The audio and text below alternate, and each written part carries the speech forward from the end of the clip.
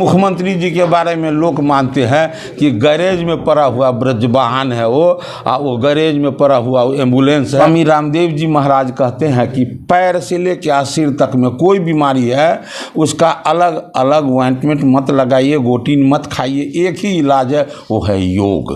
ठीक उसी प्रकार बिहार में जितनी समस्या हैं सारी समस्याओं का एक निदान है कि बिहार में एक बार भारतीय जनता पार्टी की विशुद्ध सरकार बनी। ये दुनिया की सबसे बड़ी पार्टी कहलाती है, लेकिन बिहार में आज तक भाजपा की मजबूत सरकार नहीं बनी।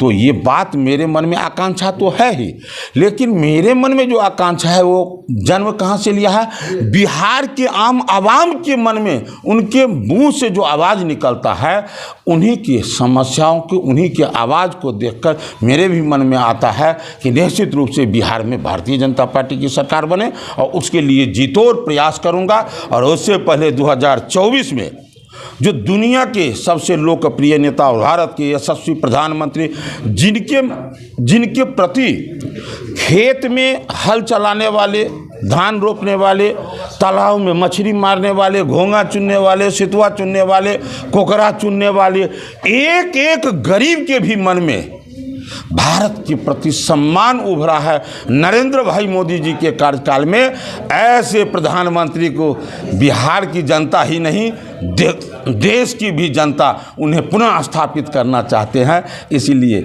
इस मुहिम का एक करीब मैं भी बनूंगा, यही लक्ष्य लेकर। लेकिन नीतीश कुमार कहते हैं कि बिहार में कहाँ कोई भ्रष्टाचार है, कहाँ कोई अपराध, हम तो देख ही रहे हैं। एयरपोर्ट से उतरे उसके बाद लगातार यही कह रहे हैं। उनके बारे में जो आप बोल रहे हैं, उनके गांव के लोग कहते हैं कि जब वो मुख्यमंत्री बने थे तो बड़ा हमको आदर हम लोग को मिला था, लेकिन जब पूरा बिहार नहीं पूरा देश उनको पलटू राम कहता है तो अब उनके प्रति एक अलग भाव। एक जगह बोल रहे थे एक आदमी कि जब रोड पर ब्रजवाहन और वज्रवाहन और पुलिस गाड़ी को लोग देखते हैं, एम्बुलेंस को देखते हैं, तो उसके प्रति एक अलग भाव रहता है, लेकिन गैरेज में जब वही गाड़ी लगी रहती है, पड़ी हुई रहती है, तो उसके प्रति वो न डर होता है न सम्मान होता है। तो इनके मुख्यमंत्री जी के बारे में लोग मानते हैं कि गैरेज में पड़ा हुआ ब्रजवाहन है वो गैरेज में पड़ा हुआ एम्बुलेंस है। इसलिए वो क्या कहते हैं, वो बात करते हैं, लेकिन सिर्फ और सिर्फ अपने गठबंधन के सबलता के लिए, मजबूती के लिए, वो बिहार के लिए नहीं, अपने पार्टी के लिए, अपने गठबंधन की बात करते हैं। तो जो लोग स्वयं में जीने लगते हैं उसको इतिहास याद नहीं रखता है। लेकिन वो तो कह रहे हैं कि सुपरा साफ होगा आप लोगों का। हाँ, बिल्कुल सही कह रहे हैं, लेकिन थोड़ा ही सा उल्टा बोलते हैं, थोड़ा सा। वो अपने बारे में कहना चाहिए तो वो बाजारे भैया भाजपा का क्या स्थिति है। आप ही के साथी जब रोड पर वो माइक लेके निकलते हैं, तो जब माइक लगाते हैं आम से आम, एक ठेला वाला, रिक्शा वाला, छोला बेचने वाले, भटोरा बेचने वाले, किसी को माइक लगा देता है तो पूछता है। तो जब वो नरेंद्र मोदी के बारे में बोलता है तो उसके अंदर में जैसे लगता है वीर भगत सिंह, सुभाष चंद्र बोस, महाराणा प्रताप, ये सब लोगों का ताकत उनके अंदर, उनके जैसे लगता है उनका आत्मा प्रवेश कर गया, और उस तरह से नरेंद्र मोदी का नाम लेता है। तो इसलिए पूरा देश जगा हुआ है अपने राष्ट्र के प्रति।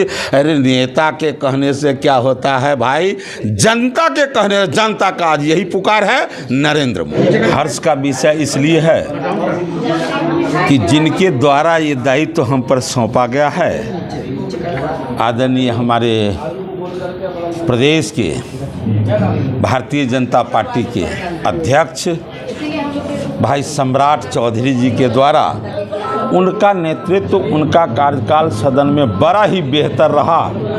उनके द्वारा मुझे ये दायित्व सौंपा गया, इसलिए मन बहुत प्रसन्न है। प्रसन्नता का बड़ा कारण और भी है कि एक मछुआ के बेटा को आज़ादी के बाद सबों ने